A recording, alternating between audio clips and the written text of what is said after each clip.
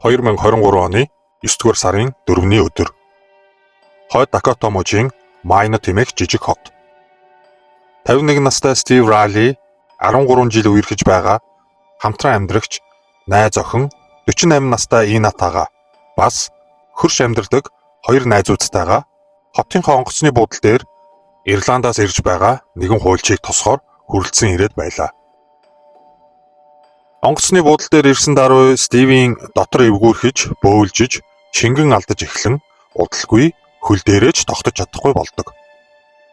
Урд оройн тэд хамтдаа ганц нэг алкогол хэрэглэсэн учраас шаардлагын ч юм уу реакц үзүүлж байгаа бизгээд тэд нээх тоосонгүй. Хөрш найзууд нь Стивийг гэрлүү нь авч яваад харин Ина онгоцны буудлын дээр тосож байгаа хуульчаа хүлээгээд үлдсэн байна. Тухайн өдрийн бүх нислэгийг хүлээсэн ч уулзгаар тохирсон хуульч нь ирээгүй тул Ина арга буюу гэртээ хариу. Харин Стивийн бие зүгээр болсонгүй дорцоор байлаа. Өглөө болоход Стив комд орж ухаангүй болсныг мэдсэн Ина 911 рүү залгаж тусламж дууддаг.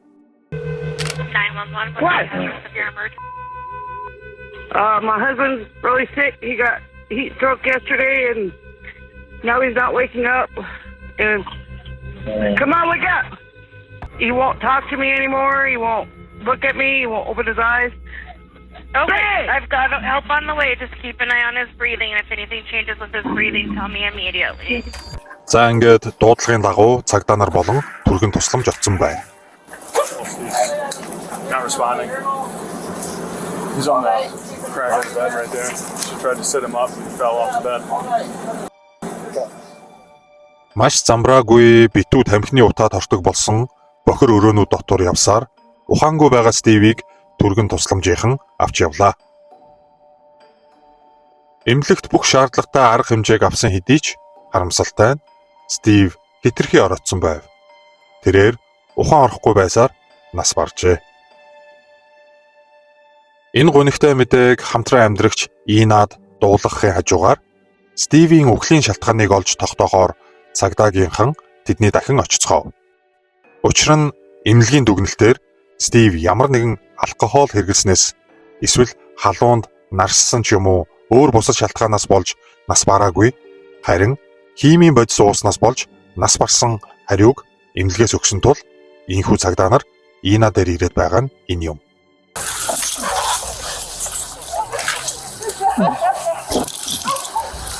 I thought everybody knew. Sorry.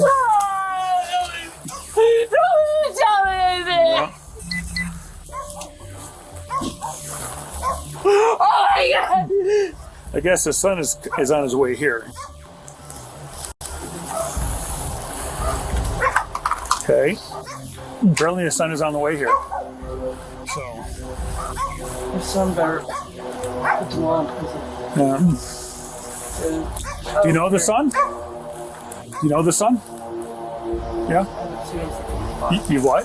I haven't seen him since he was 5. Oh wow. Okay. Стивийг нас барсан мэдээг сонсоод Ина маш ихээр гашуудж байгаагаа харуулах мэд гинэт ихэр татан уйлснаа зүгээр болж байгааг та бичлэгээс харж байна. Яг энэ үеэр өчигдөр онгоцны буудлын руу хамт явсан тэдний хөрш болох Билл гадаана байсан бөгөөд уг мэдээг сонсоод цагдаа нартаа уулзсан Стивийн үхэлд Инаг буруутай, Ина түүнийг хордуулсан байх гэж сэжиглэж байгаагаа шууд хэлдэг. Урд өдөр нь бид хамтдаа гараажт нь машиныг нь янзалсан. Стив зүг зүгээр байсан. Оройн ганц нэг шил пив ууснаас өөр юм уугаагүй. Харин өчигдөр өглөө онгоцны буудлын руу явах үеэс эхлээд Стив нэг л сонин султай болж эхэлсэн. Энэ бүхэнд Ина холбоотой. Энэ бүхэн Стивийн 37 сая Америк долларын өв залхамжлалтай холбоотой гэж маш ноцтой мэдээллийг Билл цагдаа нарт өгсөн байна. Because we think she poisoned him. I'm almost sure she poisoned him. So what's your plan right now? We're making sure nothing goes. I found out a little while ago that he died. He's dead. Yeah. Бүхэл бүтэн 37 сая долларын өв залгамжлал хаанаас гараад ирвэ? Ийм их мөнгөтэй болж байгаа нөхрөө за яг албан ёсоор батлуулаагүйч хамтран амьдрагч найз залууга хороох ямар шалтгаан Инад байваа гэдэг асуулт гарч ирэх нь ойлгомжтой. Стив бол Америкийн нэгдсэн улсад Ирланд улсаас багада ирж суурьшсан дүүхтэй бөгөөд хэдэн сарын өмнө Ирландд амьдардаг авга ах нь бурхан болсон тухай имэйлийг түүний хуульчаас хүлээж авсан юм.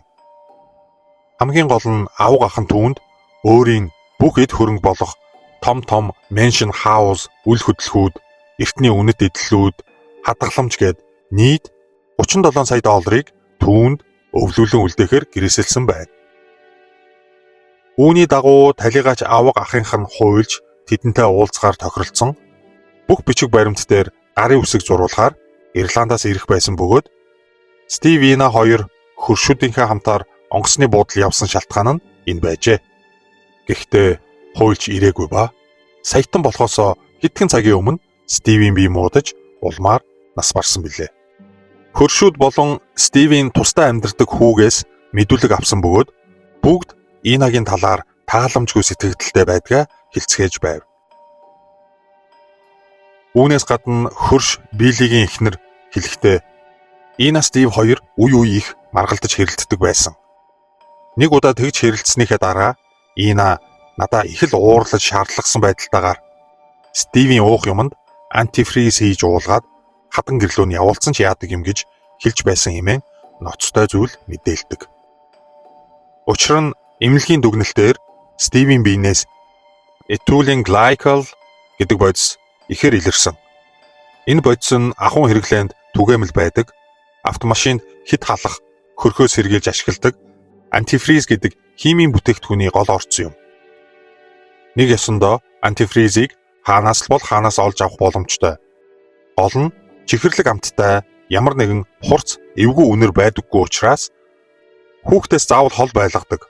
Хүүхдээс гадна энд тэнд тусаж гойцсон антифризийг нохой муур долоож хордож өгөх аюултай шүү гэсэн анхааруулгууд хүртэл байдаг юм байна. Тэгэхээр их бага хэмжээгээр уусан тохиолдолд насанд хүрсэн хүнч хордож өгөх магадлал маш өндөр гэсэн үг.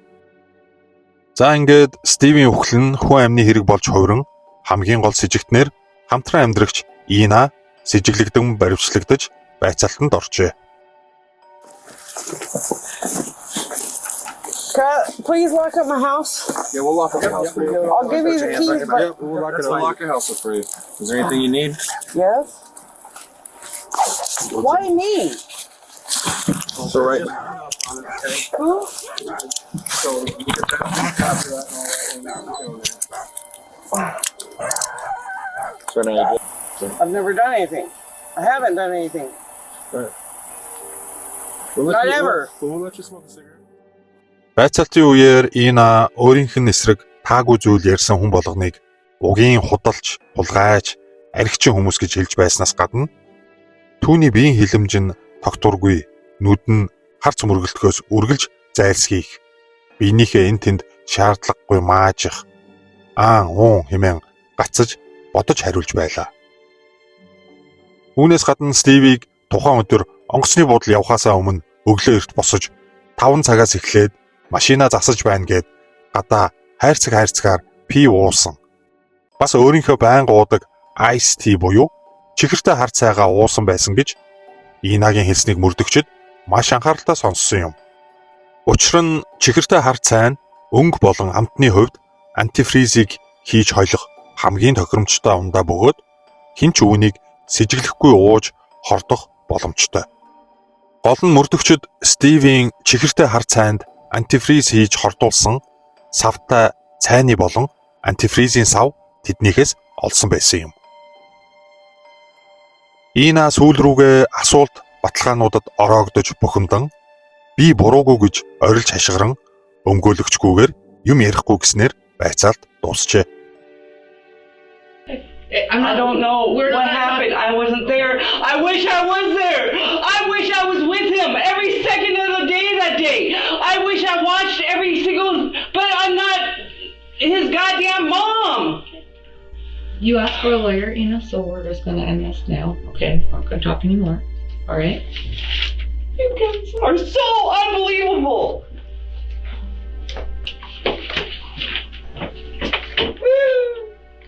Fucking go ahead.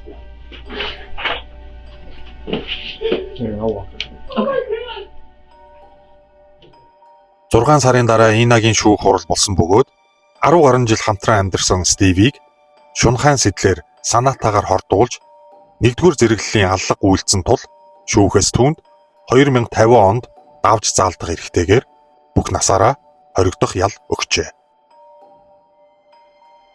Ина ихэнх мужуудад ашиглагддаг 10-аас дээш жил хамтран амьдарсан бол албан ёсоор гэрлэлтэд батлуулаагүй ч гэсэн хамтран амьдрагчийнхаа хөрөнгийг нь өвлөж авдаг хуулийн тухай сонссон байсан учраас Стивийг хороохоор шийдэж Ирландаас хуульж ирж бүх бичиг баримт дээр гарын явсаг зурж хөрөнгөө өөрийн нэрээр шилжүүлж авсны дараа хортож өгөх тооцоохийн Стивийн уух дуртай Ice Tea буюу чихэртэй хүйтэн хар цайнд нь антифриз хийсэн нь инхүү Инаг бүх насаараа шоронд суух тасалбар болсон байна.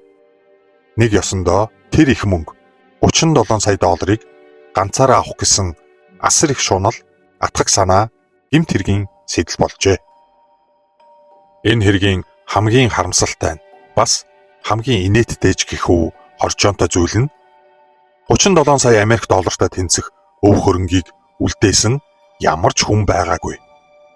Стивийн аваг ах нь ямар ч өв хөрөнгө гэрээслэж үлдээсэн зүйл огт байхгүй бөгөөд энэ бүх зүйл Стивэд ирсэн имэйл загтлууд бол бүгд скам буюу интернет залилан байсан байжээ. Аваг ахын чинь үлдээсэн $37 сая өв хөрөнгийг зохицуулж өөрлөө чинь шилжүүлэх ажиллагаа явагдаж байна. Бичиг цаасны ажлын тэдэн доллар шилжүүлээч.